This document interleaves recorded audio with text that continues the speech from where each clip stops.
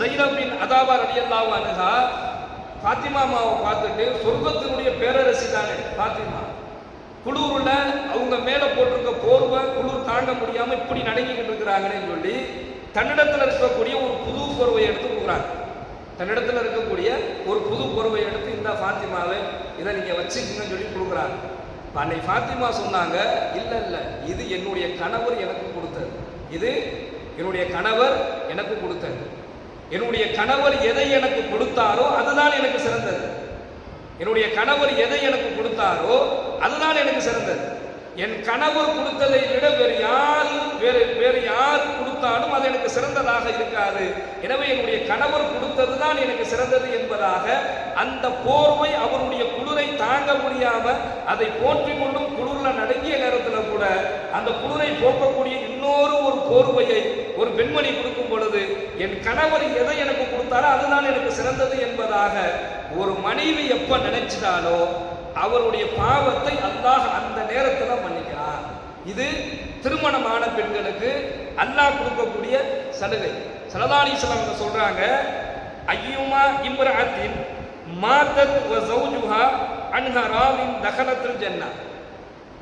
கணவன் திருப்தி அடைந்த நிலையில ஒரு மனைவி மரணத்தை சந்தித்தாள் என்று சொன்னால் தகலத் ஜன்னah, அவள் சொர்க்கத்திற்கு நுழையாமல் இருப்பதில்லை என்பதாக பெருமானார் ஸல்லல்லாஹு அலைஹி வஸல்லம் சொல்றாங்க. அப்ப கணவன் எதை கொடுக்கிறாரோ அதை மனம் வந்து ஏற்றுக்கொள்ள வேண்டும்.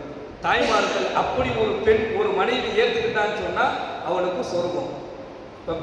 கீழே இருக்க பெண்கள் நினைப்பீங்க, இதெல்லாம் தேவையில்லாத பேச்சு பேசி விடுங்களா, எடுத்து ₹1 கொடுத்துட்டு ₹10 கொடுத்துட்டு அதை நாங்க மனசார ஏத்துக்கணுமா அப்படின்னு நீங்க நினைப்பீங்க. கணவன் எதை கொடுத்தாலும் அதை மனைவி மனமோந்து ஏற்றுக்கொள்ளணும். ஆனா இன்னைக்கு இருக்கக்கூடிய மனைவி, நம்ம பெண்களை சொல்லல, இன்னைக்கு இருக்கக்கூடிய பெண்களுடைய எதை கொடுத்தாலும் பத்தாது. நீ என்னத்தை நீ கொடுத்துட்ட, இதை பெருசா பேசுற என்பதாக சொல்லக்கூடிய நிலையை பார்க்கிறோம். ஆனால் இஸ்லாம் சொல்லுகிறது, சொர்க்கத்தினுடைய பேரரசு ஃபாத்திமா அம்மா சொல்றாங்க, என் கணவன் கொடுத்த போர்வை பழசுதான், ஆனா அதுதான் எனக்கு உயர்வானது. நீங்க கொடுக்கிறது புதுசு, ஆனா அது எனக்கு தேவையில்லை. என் கணவன் எதை எனக்கு கொடுத்தாரோ அதுதான் சிறந்தது என்பதாக ஒரு பெண் எப்போ நினைச்சிட்டாலோ தகலத் ஜன்னா, அவள் சொர்க்கத்தில் நுழைவாள். அவள் மன்றாடி தௌபா கேட்கணுங்கிற அவசியம் இல்லை, அல்லாட்ட கெஞ்சனுங்கிற அவசியம் இல்லை.